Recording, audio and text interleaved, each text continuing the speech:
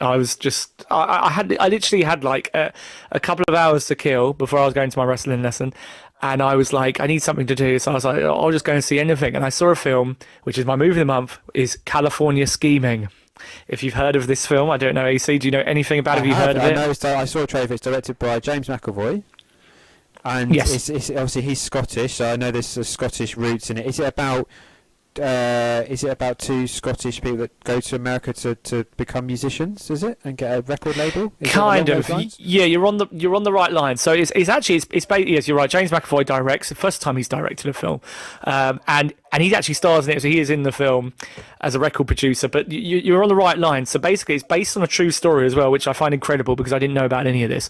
There was two. It's set in the early 2000s.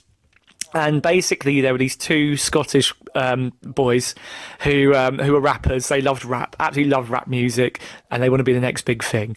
And they saw an audition in London for the next Eminem. They wanted to find the next Eminem, and obviously they were white, so they thought, well, let's go down to London. So they got their coach all the way from London all the way from Scotland to London to the South Bank, which is near me anyway. And they went all the way down there. And they went to an audition and they got laughed out the building, AC. They literally laughed out the Which building. I can see being a common thing in that industry. It's going to be absolutely very difficult to break into, can't it? Very different, very difficult, very cutthroat. Even though talented, they got laughed out. They were called the rapping proclaimers, basically, because they were like, they heard the Scottish accents and thought, no one's going to listen to this, right?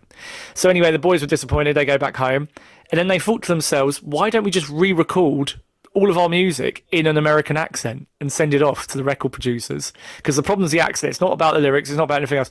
Let's re-record it in an American accent, which they did, and they ended up getting signed because they had put on this American accent. They assumed they were American. That's absolutely mad. So it is. So what the two guys did for the next 5 years, they had to pretend to be American. This actually happened in real life. They pretended to be American. They came with a backstory. They learnt American accents. They spoke American the entire time. They did the whole, partying lifestyle recording in the studio. They went on tour with Eminem with his band D12. They supported him. They were on TV talking in the American all under accent. this Eventually, disguise. all under this disguise, and it was like, and this is all a true story as well. It's an incredible story, because I've been reading about it since. They're called Syllable and Brains, is the name of the rap group that they came up with, and the lengths they went. I mean, I won't say too much. I don't want to give away the ending of the film because everyone should go and see this film. But it's really funny. It's heartwarming. I was so pleased I went and saw this film because I didn't know anything about it at all. I went in completely blind, which is another benefit of Odeon Limitless, I must say, because you have that freedom to see films you wouldn't necessarily usually see.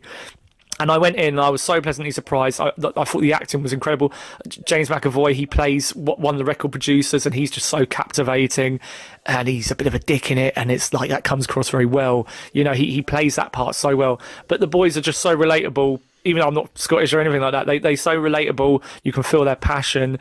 You kind of go with them on this journey. And it was only about an hour and 45 minutes, and it whizzed through for me. I mean, so much happens, but it doesn't drag. I was really, really enjoying this film.